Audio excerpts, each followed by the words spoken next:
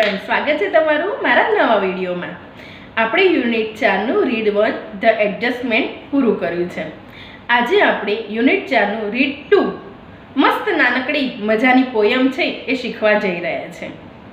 Poem કેવી હોય તો પોયમમાં દરેક કવિ છે ને પોતાનું કંઈક અંદર જે કહેવા માંગતા હોય ને એ સાર મૂકતા હોય છે, પરંતુ જે કહેવા માંગે છે ને સીધું સીધું ના કહેતા હોય। હંમેશા પોયમ કેવી રીતે હોય છે? કટાક્ષમાં હોય છે। તો અહીંયા પણ એવું જ છે। તો ટાઇટલ એનું પહેલાં જોઈ લઈએ। Blind deaf fish.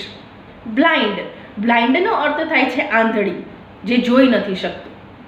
ડીફ એટલે કે બહેરું, જે સાંભળી નથી શકતું। અને ફિશ એટલે તમને ખ્યાલ છે માછલી। અહીંયા ફિશ છે ને એક પ્રતીક બતાવ્યું છે। શેનું પ્રતીક બતાવ્યું છે એ આગળ આપણે જોઈશું। જેવી આપણે પોયમ પૂરી થશે ને તમને ખ્યાલ આવી જશે કે આખી પોયમ શું કહેવા માંગે છે। આંધળી એટલે કે એવા માણસોની વાત છે। ફિશ એક પ્રતીક છે માણસનું, એવા માણસની વાત છે કે જે લોકો ખરેખર જોવાનું હોય ને દેખાય છે છતાં પણ જોતા નથી, આંધળા કહેવાય। જે સાંભળવાનું હોય ને સાંભળતા નથી, એ બહેરા કહેવાય। એનો મતલબ એમ કે સમજવા જેવી વાત છે, જે સમજવાનું છે એ પણ નથી સમજતા, તો એ બહેરા કહેવાય, કારણ કે સમજવા જેવી વાત પણ નથી સમજતા। તો ફિશ એક માનવીનું પ્રતીક છે અને એવા માણસોની વાત કરી છે કે જે જોવાનું છે જોતા નથી અથવા જોવા માંગતા નથી, એટલે કે એવા આંધળા માણસો જેને આંખો છે ને નથી દેખતા, એવા બહેરા માણસો જે સમજવા જેવી વાતો નથી સમજતા। તે કટાક્ષ દ્વારા પોયમ અહીંયા આપી છે, જેના આપણા પોએટ છે આનંદ આચાર્ય, આપણા ઇન્ડિયાના જ છે। તો ચલો આપણે શરૂઆત કરીએ। ઇન ડાર્ક કેવ। ડાર્ક એટલે અંધારા જેવી, અને કેવ એટલે ગુફા। પેન્સિલથી જોડે જોડે લખતા જજો બધા વર્ડ્સ। કેવ એટલે ગુફા અને ડાર્ક એટલે અંધારી। ઇન એટલે માં, એક અંધારી ગુફામાં। ફ્લોસ એટલે કંઈ પણ વસ્તુ વહેવું। શું વહે છે? અ ડાર્ક રિવર, નદી વહે છે। રિવર નદી। પછી તમને એમ થશે પાછી ડાર્ક રિવર એટલે કે અંધારી નદી છે? નહીં, પાણી વસ્તુ કેવી છે કે જેવું એનું કંઈક પ્રતિબિંબ પડે, રિફ્લેક્શન, એવો કલર એનો થઈ જાય। ધારો કે સમુદ્ર જોયો છે તો ઉપર આકાશના લીધે પાણી કેવું લાગે છે, પછી કાદવ પાણીમાં મિક્સ થાય તો પાણીનો કલર કોફી જેવો થઈ જાય છે। તો અંધારી નદી એટલા માટે કીધી છે કારણ કે એક ગુફા છે, અને ગુફા એટલી અંધારી છે કે સૂર્યનો પ્રકાશ બિલકુલ એમાં જતો નથી, એકદમ અંધકાર છે, અને એમાંથી વચ્ચેથી નદી વહે છે। તો સ્વાભાવિક છે એનું પાણી કેવું દેખાતું હોય? ડાર્ક જ દેખાતું હોય, કારણ કે એ પણ અંધારામાં જ વહે છે, એની વાત કરી છે। And on a stony bank, અને એ જે ગુફા છે અંધારી, એની અંદર પાણી વહે છે, નદી વહે છે, અને ત્યાં એક સ્ટોની બેંક છે। બેંક એટલે HDFC બેંકની વાત નથી, બેંક એટલે કિનારો, નદીનો કિનારો। ત્યાં નદીના કિનારે સ્ટોની છે, સ્ટોની એટલે પથરાળ છે, પથ્થરો છે। ધેર સિટ્સ અ મેન, અને ત્યાં એક માણસ બેઠેલું છે। કોણ બેઠેલો છે? માણસ। એ માણસ કેવો છે? ઓલ્ડ છે। ઓલ્ડ એટલે ઘરડો છે, જૂનો નહીં, અહીંયા ઓલ્ડ એટલે ઘરડો અર્થ લેવાનો છે। ઘરડો માણસ છે, પણ કેટલો ઘરડો છે? એઝ ધ સન, સૂર્ય જેટલો ઘરડો છે। સૂર્ય આજકાલનો છે? નહીં, સૂર્ય તો કરોડો વર્ષો પહેલાનો છે। તો અહીંયા જે માણસ બેઠો છે ને એ પણ એટલો જ વૃદ્ધ છે, જૂનો તો ના કહેવાય પણ એટલો વૃદ્ધ છે, એટલો ઘરડો છે।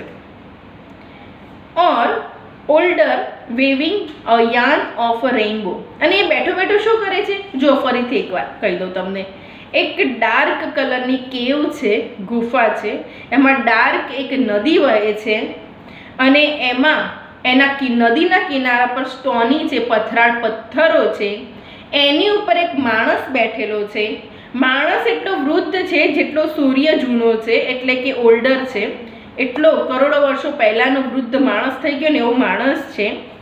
અને શું કરે છે? વેવિંગ કરે છે। વેવિંગ એટલે શું? કોઈ પણ દોરાને ગૂંથીએ ને એને વેવિંગ કહેવાય। તો પાછો એ માણસ બેઠો બેઠો ગૂંથે છે। શું ગૂંથે છે? Yarn of rainbow.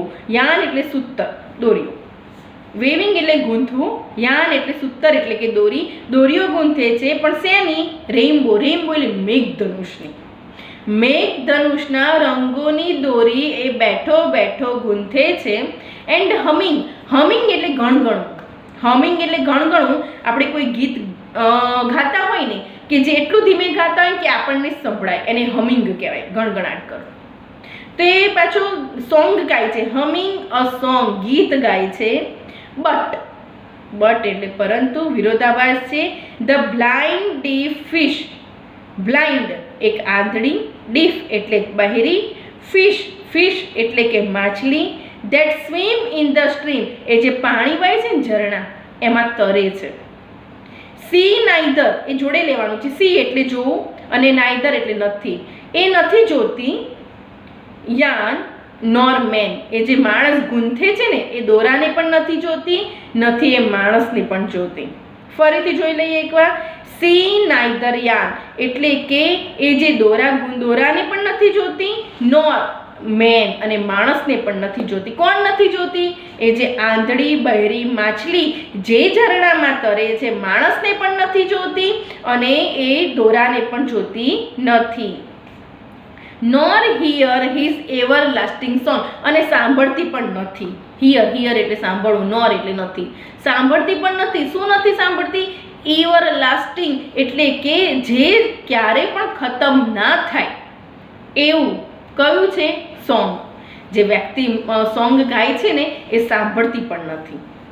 આ શું થયું? આ તો ખાલી પોયમનું ભાષાંતર થયું, પણ પોયમ સમજવાની તો બાકી છે ને કે આ બધા પ્રતીકો દ્વારા શું કહેવા માંગે છે એ હવે આપણે એકવાર સમજી લઈએ.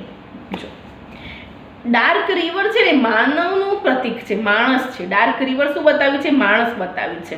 અને જે ગુફા બતાવી છે ને એ રહસ્યમય ઉત્પત્તિ છે. આ દુનિયાની ઉત્પત્તિ આપણને ખબર છે કેવી રીતે થઈ છે? નહીં. તો એક રહસ્યમય ઉત્પત્તિ છે ને એનું પ્રતીક ડાર્ક કેવ છે. અને રિવર શું બતાવે છે? માનવ જીવનનું પ્રતીક છે, આપણું પ્રતીક છે. સ્ટોની બેંક શું બતાવે છે? કે માનવ જીવન સહેલું નથી, કઠિન છે. એટલે કે પથરા છે ને એ જીવનમાં આપણે આવે છે એટલે માનવ જીવન એકદમ ઇઝી નથી, કઠિન છે એવું બતાવે છે. ઓલ્ડર માણસ જે બેઠો છે ને સૂર્ય કરતાં પણ ઘરડો છે. સૂર્ય કરતાં ઘરડો માણસ હોય પહેલા? ના હોય. તો એ કોણ બતાવે છે? તે આપણા સાક્ષાત પરમાત્માનું પ્રતીક છે, આપણા ભગવાનનું પ્રતીક છે. માણસ કરોડો વર્ષો જૂનો જોયો તમે? ના જોયો. બીક લાગે એવા માણસને જોઈએ ને તો તરત ત્યાં હાર્ટ એટેક આવી જાય આપણને. પણ એ તો ભગવાનનું પ્રતીક છે, એ ભગવાન છે. આ સૃષ્ટિના સર્જનહારનું પ્રતીક છે જે સૂર્ય કરતાં પણ આપણે જૂના બતાવ્યા. અને એ શું કરે છે? Weaving a yarn of Rambo, સૂતરનું જે દોરા છે રેમ્બોના એનું ગુંથન કરે છે. એનો મતલબ એમ કે પરમાત્માનું અસ્તિત્વ છે અને પરમાત્મા આ દુનિયા ચલાવે છે. પરંતુ આપણે માણસ છે ને એ બેરા થઈ ગયા છે, આંધળા થઈ ગયા છે. આ કુદરતી સૌંદર્યને જોઈ શકતા નથી, એમના અસ્તિત્વને માણી શકતા નથી. કેટલા સરસ ઝરણા છે, કેટલા સરસ પહાડો છે, કેટલું સરસ જંગલો છે, પરંતુ આપણે એ સૌંદર્યને માણી નથી શકતા, આપણે જોઈ નથી શકતા. આ પરમાત્માને આપણે અસ્તિત્વનો અહેસાસ નથી કરી શકતા. એ વસ્તુ અહીંયા બતાવી છે. એટલે આ પોયમ આપણને કટાક્ષ મારે છે કે કુદરતી સૌંદર્યને આપણે એક માણસ તરીકે માણી નથી શકતા, પરમાત્માનો અસ્તિત્વને આપણે સ્વીકારી નથી શકતા. એટલે આપણે માણસને બહેરો અને આંધળો કહ્યો છે. એ ફિશ નહીં, એ માણસ ઉપર કટાક્ષ છે. તો નાનકડી પોયમ છે પણ બહુ જ મોટી વાત કરી જાય છે કે આ સૃષ્ટિનું જેને સર્જન કર્યું છે ને એના અસ્તિત્વને તમે માણો, એના અસ્તિત્વ છે એવું તમે સમજો. કુદરતી સૌંદર્ય જે આપ્યું છે, વૃક્ષો આપ્યા છે, પહાડો આપ્યા છે, નદીઓ છે, એને સાચવો. આપણે નદી છે એને ગંદી કરીને મૂકી દઈએ છીએ. નાસ્તા કરવા ગયા પડીકા ખાધા હોય તો સીધું પાણીમાં નાખી દે છે. સાફ કરવા કોણ આવશે ત્યાં? આટલી જાહેરાતો થતી હોય, આટલું સરકાર કહેતી હોય છતાં પણ આપણે ડસ્ટબિન ઉપયોગ નથી કરતા. ગંગાજીના ત્યાં જઈએ છીએ, દર્શન કરવા જઈએ છીએ, ફૂલ લઈને, કંકુ ગુલાલ લઈને સીધું નદીમાં પધરાઈ દઈએ છીએ. પણ આપણે જાતે જ ગંદી કરીએ છીએ ને નદી આપણી. એ નથી કરવાનું.